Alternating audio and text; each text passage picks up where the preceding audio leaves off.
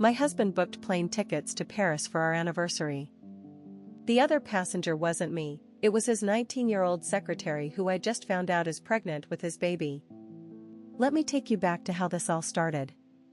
Marcus and I had been married for 12 years. We met in college, built our dream house together, survived infertility struggles, and finally felt like we were in our golden years. He's a successful real estate developer, I run a small bakery downtown. We were that couple everyone envied, still holding hands at dinner, still laughing at each other's terrible jokes. Our 15th anniversary was coming up in 2 weeks. Marcus had been acting different. Excited. Secretive in a giddy way. He'd close his laptop when I walked into the room, take mysterious phone calls in the garage, and I'd catch him smiling at his phone like a teenager. He's planning something special, I thought. Finally, a surprise I can't figure out ahead of time. The signs were there, but I was so blinded by love I missed them completely. He started working late 3 nights a week, always Tuesdays, Thursdays, and Saturdays. He bought new cologne. Expensive stuff. He'd shower immediately when he got home, even if he'd only been at the office. "You smell different," I mentioned one evening, nuzzling his neck. "New soap at the gym," he said quickly. Too quickly. But I trusted him. God, I trusted him completely. Then there was Emma. His new secretary. 22 years old, no, wait, I found out later she's actually 19. Fresh out of high school, hired 6 months ago. Marcus talked about her constantly. Emma reorganized my entire filing system. Emma found us 3 new clients this week. Emma has such fresh ideas about marketing. I even suggested we invite her to our anniversary party. She sounds wonderful, honey. I'd love to meet this miracle worker. His face went white. Oh, she's very shy. Doesn't really do social events. The Tuesday before our anniversary, Marcus left his phone on the kitchen counter. It buzzed with a text. I glanced over, not to snoop, just automatic.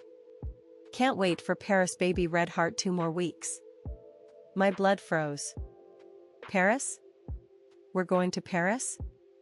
But the name on the screen wasn't Emma Secretary or Emma Office. It was Emmy Red Heart 2 Hearts Sparkles. I stared at that phone for 10 minutes. My hands were shaking. There has to be an explanation. There has to be. When Marcus came downstairs, I pointed to his phone.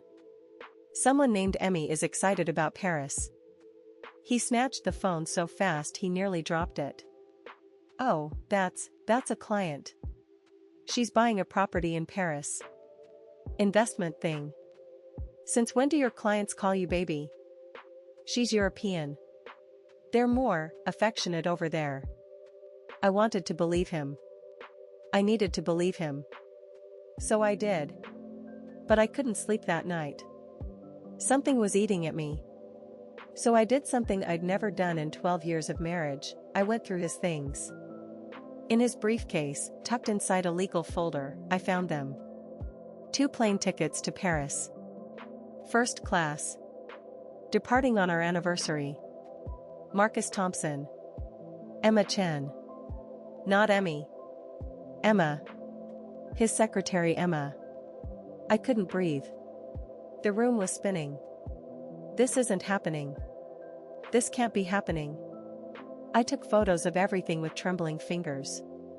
Then I saw the hotel confirmation. The Ritz. Honeymoon suite. 5 nights. But that wasn't even the worst part. Clipped to the hotel booking was a doctor's appointment card. Emma Chen. OBGYN 8-week checkup. 8 weeks pregnant. I collapsed on our bathroom floor and sobbed until I threw up. 12 years. 12 years of marriage, and he was taking his pregnant teenage secretary to Paris on our anniversary.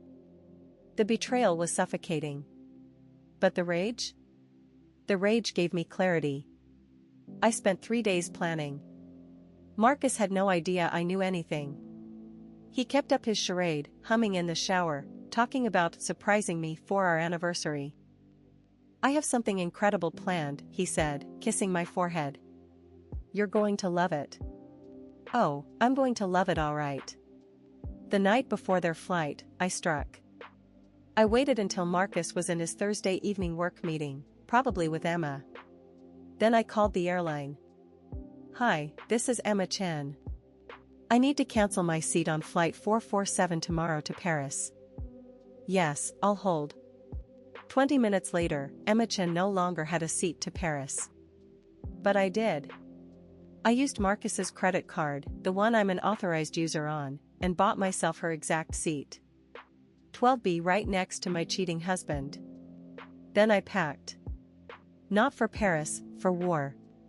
The next morning, Marcus left early. Big client meeting, he said, kissing me goodbye like Judas. Don't wait up tonight. This might run really late. Have fun, honey. I love you. Love you too. Liar. I arrived at the airport 3 hours early. I watched Marcus pace near the gate, checking his phone constantly. He kept looking around frantically. At boarding time, I watched him call someone. His face was panic-stricken. He was having an animated, whispered conversation. When they called for first-class boarding, I got in line right behind him. Marcus handed his boarding pass to the gate agent. I stepped up right after him. Enjoy your flight to Paris, darling. He spun around like he'd been electrocuted. His face went through every emotion possible in 2 seconds: shock, confusion, terror, and finally, resignation. Sarah, I can explain. Oh, please do. Explain it on the plane. We have 5 hours. The gate agent looked between us, confused. Is everything all right? Perfect, I said sweetly. My husband planned the most amazing surprise anniversary trip. I'm just so excited I couldn't wait to surprise him back. Marcus looked like he was going to vomit. We boarded in complete silence. I took Emma's seat, 12B, and buckled my seatbelt. Where is she, Marcus? He stared at his hands. She got food poisoning. Really bad. Couldn't travel. Try again. Sarah, please. Where's your pregnant teenager? The woman across the aisle looked over sharply. Marcus's face turned purple. How did you? 8 weeks along. Congratulations, Daddy. He broke down completely. Right there in first class, 30,000 feet over the Atlantic, my husband confessed everything. 6 months of lies. The affair started her second day of work. The pregnancy was an accident. He was going to leave me after we got back from Paris. I was going to tell you gently. After the trip. I thought, if we had one last perfect memory together. You thought you'd screw your teenager in Paris on our anniversary, then come home and divorce me gently? How romantic. It's not like that. Sarah, I love her. Those 4 words shattered something inside me that I didn't even know could break. But here's the thing about being broken, sometimes it reveals how strong you actually are. I spent 5 days in Paris. Alone. Marcus spent 5 days in Paris begging, crying, promising to end things with Emma. I spent 5 days walking along the Seine, eating incredible food, and planning the rest of my life without him. When we got home, I'd already filed for divorce. I'd already spoken to the best lawyer in town. I'd already moved half our money into my own account. Marcus moved out that week. Emma had her baby, a little girl. Marcus pays child support and sees his daughter every other weekend. I kept the bakery. I kept the house. I kept my dignity. And you know what? I'm happier now than I've been in years. Some betrayals destroy you. Others set you free. 6 months later, I went back to Paris. This time with my sister. We had the most incredible time. I even sent Marcus a postcard from the Ritz. Thanks for showing me how beautiful Paris is. Sarah, have you experienced something like this? Tell me in the comments.